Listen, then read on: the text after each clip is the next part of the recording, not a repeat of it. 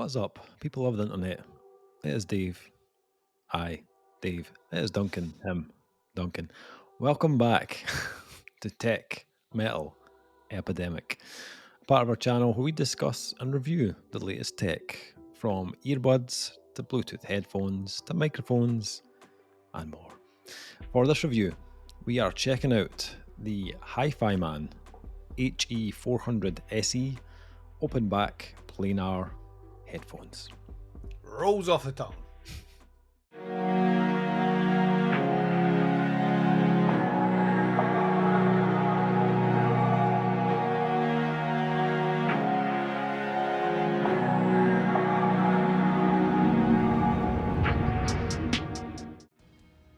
So, not the first time we've spoken about HIFIMAN headphones. We have discussed two pairs previously that were more on the expensive side. Spenny, Dave. The Very spenny. Very spenny. So we thought it might be interesting to check out some of their more economical options. Ooh, budget friendly. And that's where the HE400ses come in. So here we have a set of HIFIMAN HE400ses. A little bit of technical information on the headphones. The sexy part of the review. We should have a time code that just says sexy part. Sexy part. So these are full size, open back, over ear, wired, grey, black, and silver headphones with planar magnetic driver technology. If you're wondering what is that, planar headphones feature conductive layers that cover the entire diaphragm, resulting in significantly lower distortion than conventional dynamic headphones. The headphones drivers are protected by a newly designed casing for enhanced durability and protection from the elements. The headphones have a frequency response of 20 Hz to 20 kHz and a sensitivity of 91 decibels.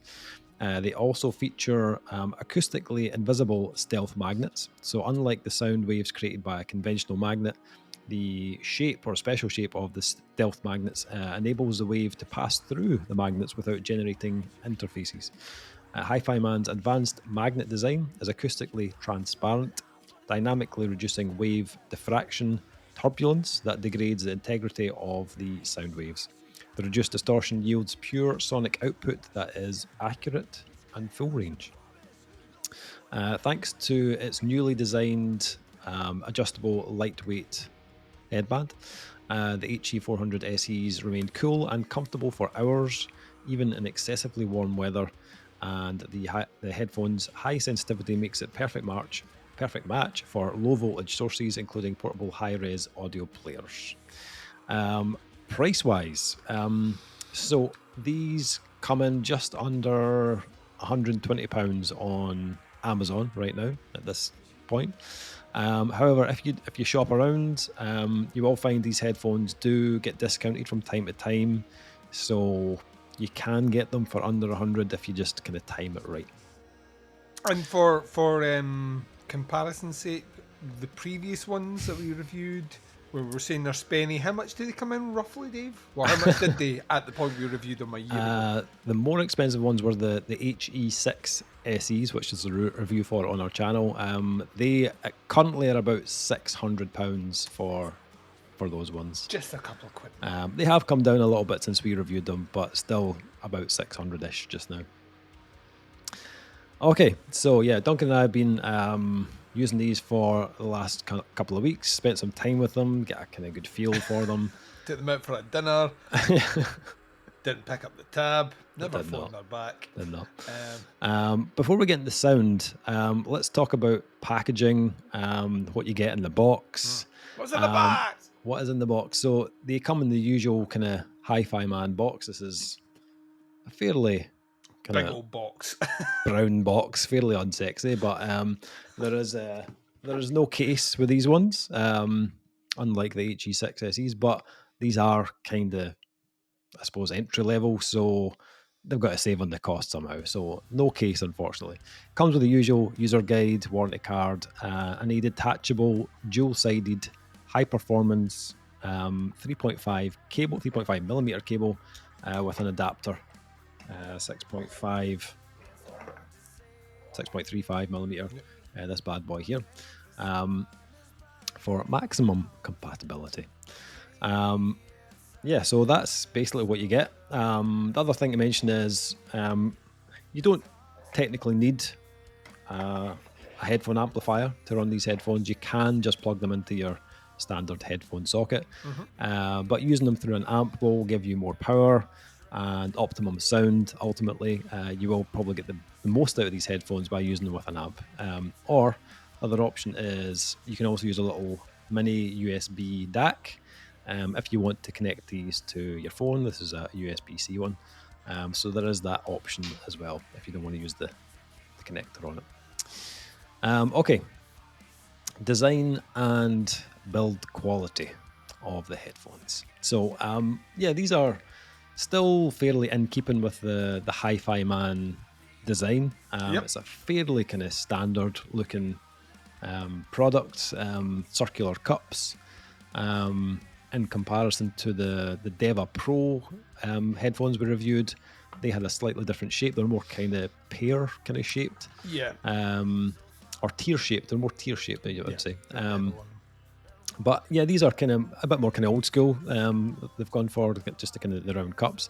Material is predominantly kind of plastic, so very lightweight. And the headband is as I said earlier, the newer style from HIFIMAN. So if you're familiar with the Sundara or the Ananda headphones, they had the old design headband, which had 2 layers to it. This is more simplified, which it looks quite nice. It's quite stylish. I prefer this kind of look and feel. Has a bit more cushion. Overall, I think they feel pretty good.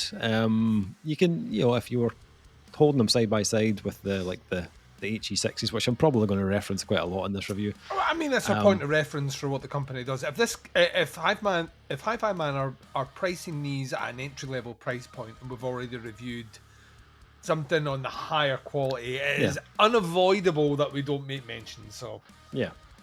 So yeah, you can tell there is a slight difference between the materials used on these, in comparison to the HE6s. But those are, as I said, over 600 quid's worth. So materials are going to be a little bit different and more cost effective here on these. But I don't think they feel cheap. Like, it doesn't feel like, like they could easily be broken. They still have a degree of quality about them. My only kind of negative or criticism is I don't love HIFIMAN cabling. I just don't. This is a sore point. See previous review. Yes.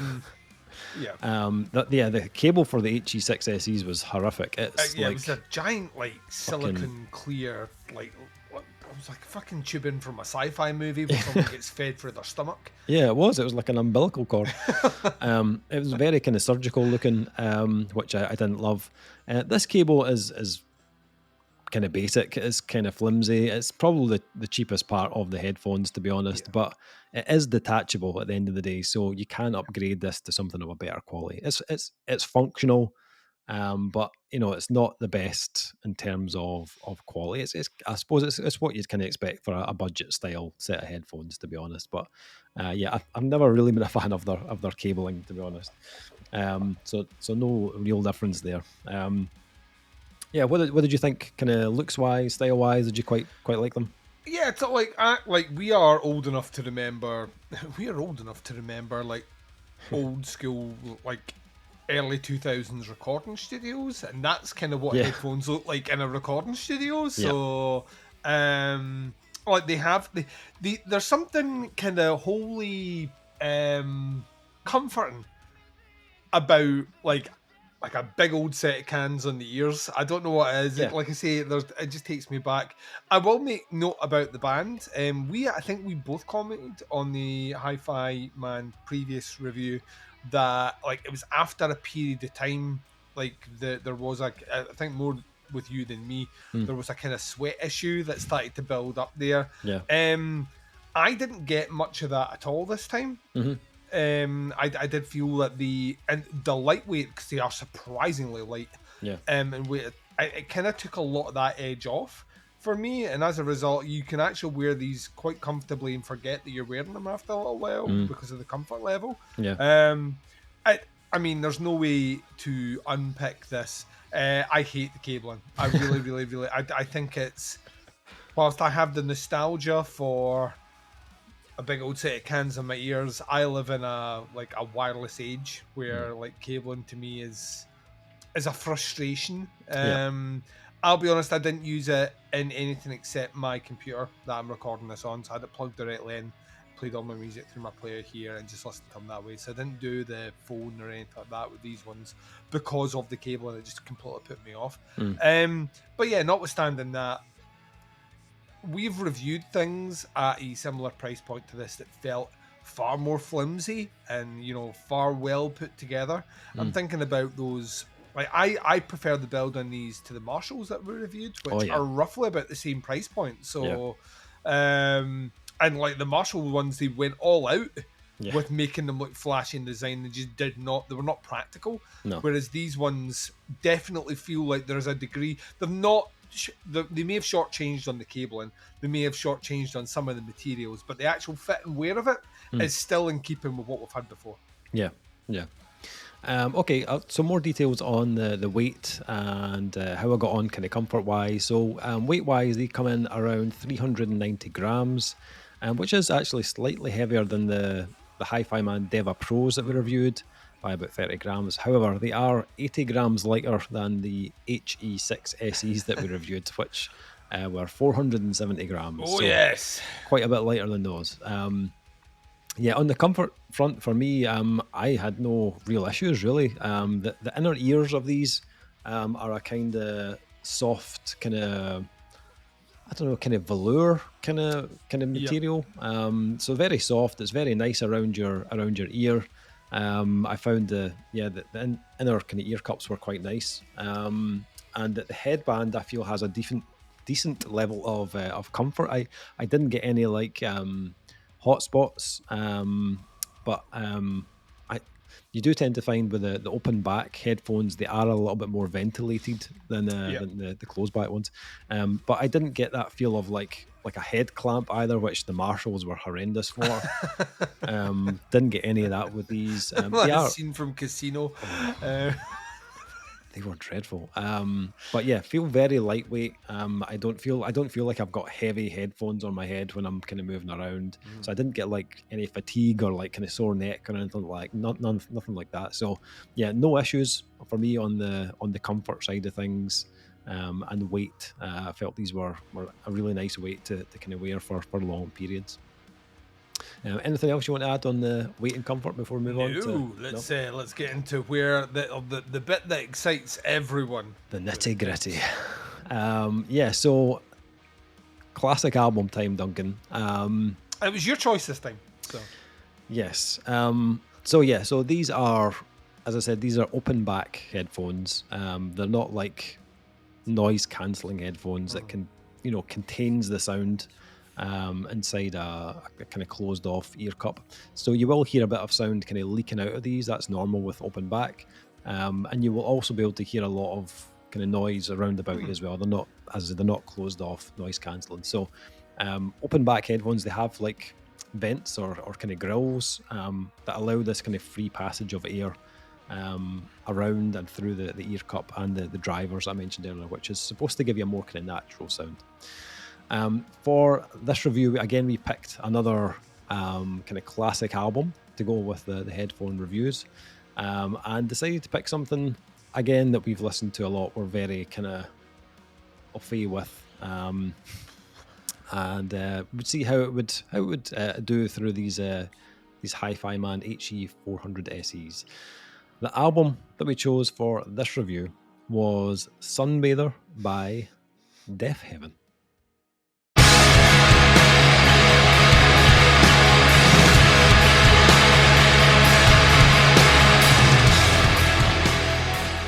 So,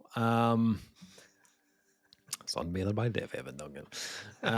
Really putting them through their, like, I kind of feel like the previous HIFIMAN headphones got let off light.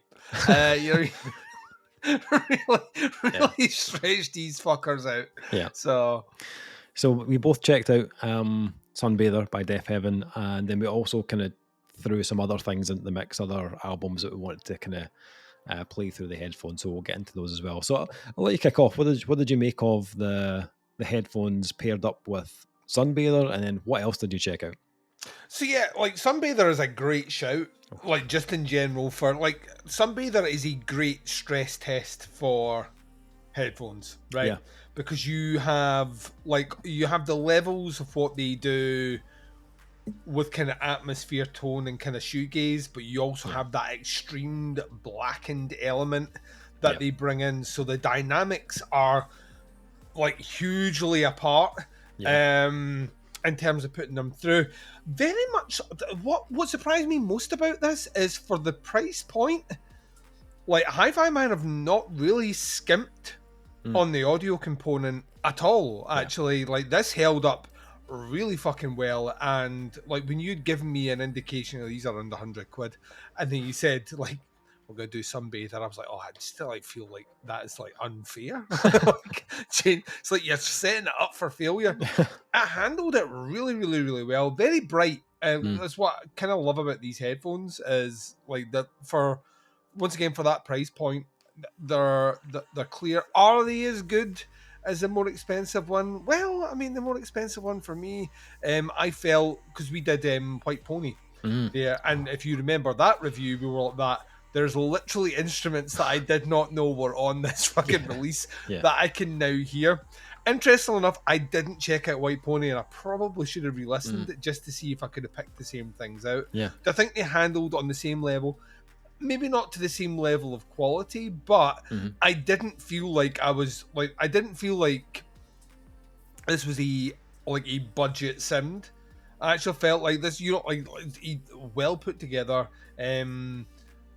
example of a solid, great pair of headphones. I think you touched on this. I think you actually used the phrase, like entry level. I know this is maybe just a little bit above entry level, but still, if you were like that, I'm going to buy myself an expensive pair of headphones to go with my nice hi-fi system. But I don't know where to start. These are good ones to go in on to get a feel for the brand. Yeah. They really haven't shortchanged you a lot there at all. So yeah, like Sunbather is an album which the more time has went on, the more I realise how important that album. Like back at the time where this is fucking like it's revolutionary, it's so ahead of its time, and here we are, like over a decade beyond, and I'm still coming back to go at that. It's still ahead of its time. It still seems to be like a head and shoulders above kind of what the band are even doing now. Like it kind of feels like they set that they put the post so far ahead, they're still trying to catch up to it. So yeah, I mean the last couple of times I've listened to Sunbather has been through my Apple Max Pro headphones, which are super clear, and we've discussed them, we've done a review, go and check that out. But I didn't feel like I was being shortchanged in any way, shape or form here. It wasn't, like I say, maybe as crystal clear, but it wasn't fucking muddy. It didn't fall into the trappings that some cheaper headphones fall into, where it's either all bass and nothing else, or it's all high end and no bass. The balance was surprisingly level across the board. So yeah, I it's an album I've listened to a lot as well, but I was kind of at that point because of the White Pony review where I was like that, right, let's see if there's something on here I've never fucking heard of. No, I'd heard it all. What about you? Your pick. So like an album which you own in the vinyl as well. Did you vinyl this with these head? Of course you fucking did. Of course you fucking. Could you be any more pretentious right now? Yeah, so like as I mentioned earlier, if you're not using these through a headphone amp, then you might have to crank the volume a bit more on the device you're using. But I think once you find the right volume for them, you'll be kind of good to go. And I think the more volume you have with these, the more you'll kind of get out of them. I pushed the volume on them quite a bit, and I did feel like I got a bit more kind of detail, a bit more brightness the more I kind of pushed it. At low volume, yeah, so maybe a little bit kind of cloudy if I'm honest, but I think once I found the sweet spot, I felt like that's when they really came into their own. If you've listened to previous reviews, I love a wee EQ, I love a wee tinker, just a wee tinker with the EQ, just a wee touch here and there, just to get it It's the sounding. producer in you, Dave. He's never left. It's like, you know what I think it is? I think it's because you learned to play drums. And drums notoriously are an instrument with zero EQ at all. So you overcompensate. Any Could be. musician that's ever grew up having to deal with EQ does not enjoy dealing with EQ. No. So I have to say though, this wasn't a set of headphones that needed it. They are super clear, like extremely well balanced, not overly pronounced in any area, but just felt quite kind of neutral overall. Top end I felt was pretty good. It's smooth. It sits at a level that highlights things like brass and strings and cymbals and certain vocal registers. And I think the clarity is reasonably good on here. The mids for me were probably where they weren't quite as present as they were on the more expensive HIFIMAN headphones. But as we've said, there's a big difference in the price here. On the bass front, it's not like super heavy, which I think is fine for most albums. There's maybe a couple that I thought maybe could have been done with a little touch more bass, but I felt like the bass was still present enough that the albums I was listening to had plenty of warmth to them. They didn't sound thin at all. The kind of sound stage of the headphones, again, not quite as spacious as the HE6s, but I was still very engaged in what I was listening to. The separation of the instruments was really nice, and I could pick everything out, no problem. Even though I was kind of pushing that volume, kind of like 80%, 85% on my device, I didn't get any kind of crackle or distortion on any of the albums that I listened to. In the case of Sunbather, I was kind of primed for this. Like we had just reacted to the first Death Heaven single from their upcoming new album, which is much more in the Sunbather vein. Yeah, totally. Lonely People with Powers, the new album comes out on March 28th. So it kind of made me want to go and listen to this album anyway. This was my first experience with Death Heaven way back. And I fell in love with the album back then when I heard it.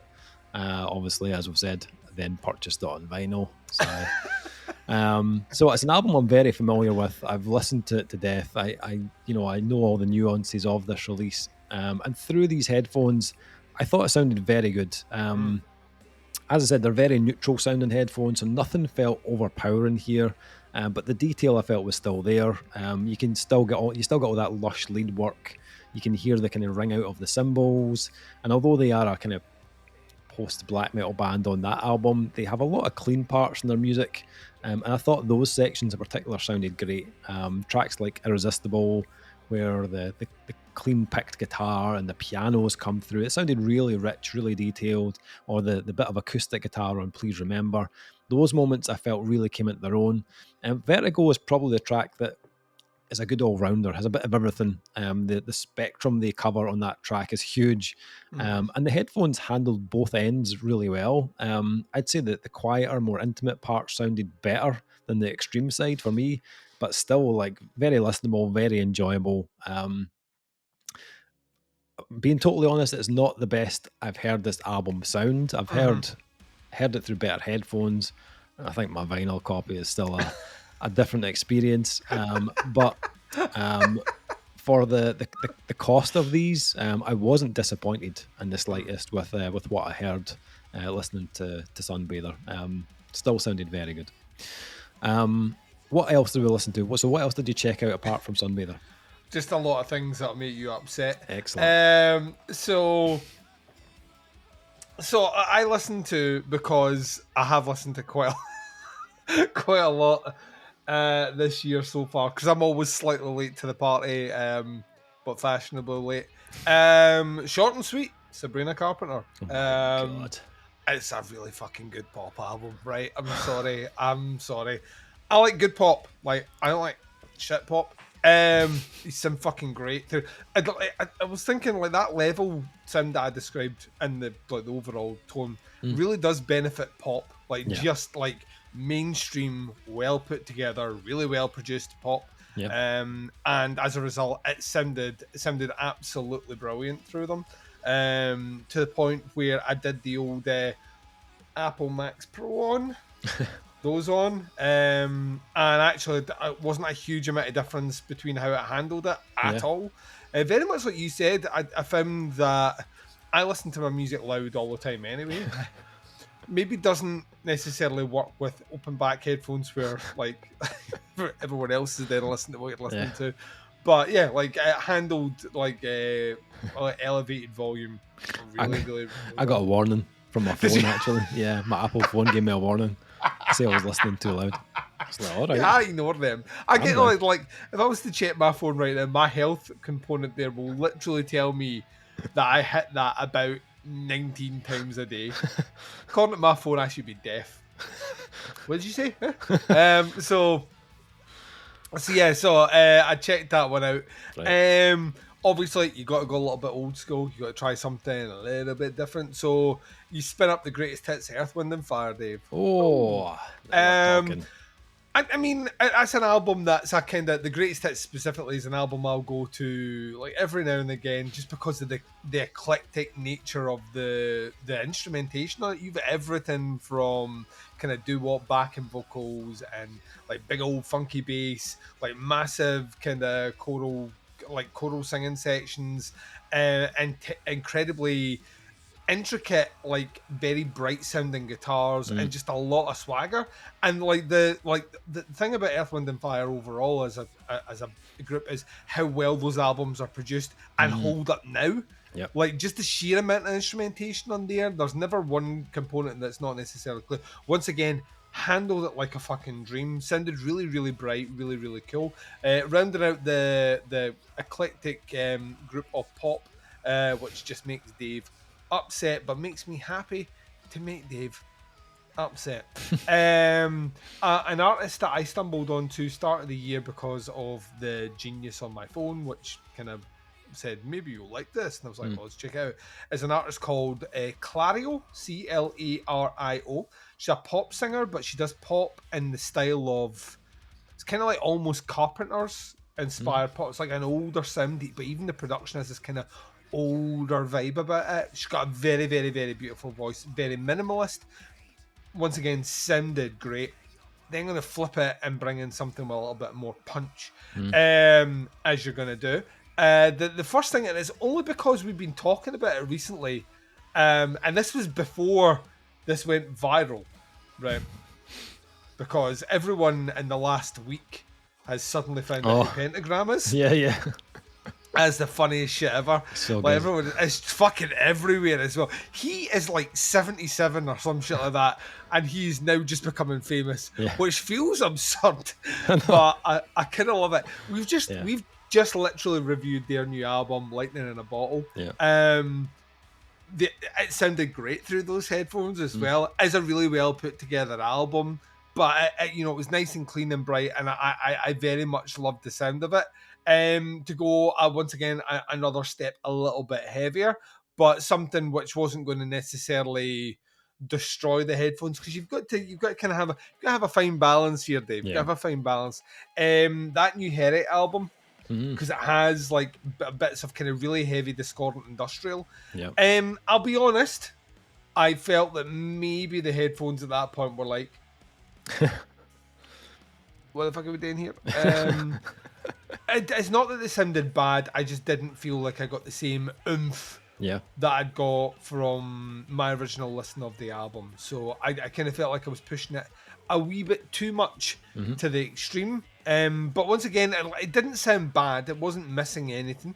And then on my one day we will classically review this, but not anytime soon. But I do want to review it because I kind of want to get Dave's take on it, because we've never spoken about it before. I've been listening to it a lot recently. Dirt by Alice in Chains, which I love that fucking album so much.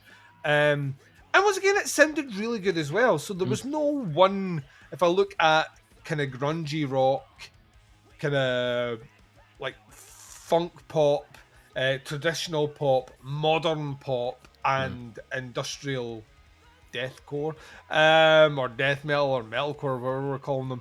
There was nothing that fell over for me, and I was waiting for the penny to drop. I was waiting for the one style I put on to be like, and it never actually happened. like I say, Harriet felt like it was pushing what the headphones could do, Yeah. but they held it.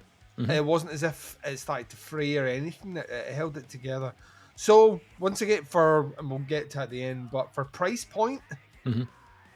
there isn't too much wrong with these headphones compared to what you get from other brands pitching at a higher price point than Yeah. this. Yeah. What about yourself? What journey did you go? Was it all vinyl? No. All right, cool. I because I came right off of Sunbather by Death Heaven, it did make me curious as to how Infinite Granite would sound. Oh wow, right. Because it's an album that has basically stripped all that kind of black metal out of the Death Heaven sound, and all the kind of furious vocals are also taken out. And the kind of range of extremities isn't as wide as Sunbather either. Yeah. They actually sounded fantastic with Infinite Granite. The tone and the clarity was very nice. Again, yeah, it's maybe just slightly lacking in the mid-range punch of the more expensive models, but again, very enjoyable. And I think because they're well balanced, they work in a lot of different styles. I went through a kind of like punk rock kind of run through of like the Flatliners' Dead Language, which is that kind of down that kind of punk rock vein. Sounded great. Also continued with Restoration's LP2, which is a bit more kind of folk punk. The guitars aren't too heavy on that album. It's not, weighted in a particular frequency. And the clarity really came through with the headphones. And that then led me to finish off with On the Impossible Pass by the Menzingers, which is one of my favourites. I really enjoyed how much kind of natural warmth and tone that it gave they gave that album. Anything that has a bit of space and atmosphere sounds really, really nice through these headphones. Also listened to Invasion's self-titled album, that's INVSN. They're a kind of more kind of new wave, post-punk kind of sound and band. And again, just because it has that atmosphere, they really kind of came alive, especially in the vocal harmonies. They were really kind of standing out on that release. On the extreme side, here we go. because we're a metal channel at the end of the day. I put on one of the most praised albums of all time, one that gets mentioned constantly. It was Jane Doe by Converge. It's an album that is it's early Converge, so it's fairly chaotic, and kind of rough as toast, to be honest. It's fucking rough. That's a really that kind of like you're. It's like you you're the school bully. You've taken the lunch money and now you've went back just to give them a swirly. I mean, what are you doing with these? It has it's an early Kurt Ballou production on it, so it's not quite as refined as he is now, but it's kind of why it works at the same time. His production, it kind of elevated that chaotic sound they had at that time. And again, for a set of headphones that aren't overly pronounced in any one area, they coped not too badly. There was maybe a little bit of it sounded kind of muddy. I've heard it sound slightly better. But it's a fairly full-on album, so it is one that was really, really intense. Wasn't disappointed at all. There's still enough bass to give you that satisfaction in the heavier parts, and everything was still audible. I think bigger production value does pair with these headphones better. So the likes of Inapelian by Leprous was a much more rewarding listen. Plenty of depth and really nice warm tones. The synth sounds were sounded grand, and drums were really punchy. Again, maybe still lacking slightly in the mid-range, but it didn't detract from the listen. Glow On by Turnstile was probably one of my favourite listens with the headphones. Sounded great right across the board. That was one of the albums I did notice a little bit more in the background than I have before. Little bits of piano and synths that I was like, I don't know if I've ever heard that before, but I really enjoyed my listen to Glow On by Turnstile. I hadn't listened to it in ages actually, but it's still a great album. Overall for me, a really good kind of cross genre balance. I think I've heard maybe some of the more extreme stuff I've heard it sound better on other headphones. And there's certain frequencies that were a little bit kind of lacking, but the bass is good. It's more than enough in most cases. If you're looking for super heavy bass, then you maybe won't find it here. That's maybe when you would need to start to kind of EQ these a little bit more. But for me, actually, I didn't EQ these at all. I left them the way they were, and they actually sounded pretty good. There's no Bluetooth or anything with these, so there's nothing to mention on that front, or battery length, nothing like that. They're fully cabled, so none of that. Which brings us right through to the final part of the review, the rating for these headphones. So, what would you score? What would you rate these HIFIMAN HE400ses? So there's two things to take into consideration, right? So the first thing to take into consideration is, one, we've reviewed the more expensive version of these, right? Which scored incredibly high from us, but they were excellent. So part of me is like, right, this is a cheaper version of this. So how much have they compromised the sound to give you that price point? Yep. And I think overall, they haven't compromised in any area that make them a poor listen. Yep. Which to me is a huge thumbs up to them, because like so many companies that release a budget version like compromise on the sound. It's like a given, right? So that's the first thing. And the second thing is, we have reviewed headphones and are around this price point. And on that level, I think they perform as good, if not better, than those headphones as well. I'm going to come in on a 4 on this one, because I think for the money you're likely to shell out, sub £100 for these actually perform very, very well. Yep. The reason I can't go higher than that is, one, there's no Bluetooth, right? And I just said I hate being tied in my cable at things. And that doesn't work for me overall. And the second thing is that they aren't perfect. Yeah. And that's what the 5 scores there for. So yeah, overall, I think 4 is fair. I genuinely think for under £100, you will struggle to get a pair of headphones that do as much as these do, with the limitations it has with cabling, etc. So that's where I'm coming in at 4. Yep. I would agree with that. I would rate these a 4 out of 5 as well. I think the sound is very good across like multiple genres.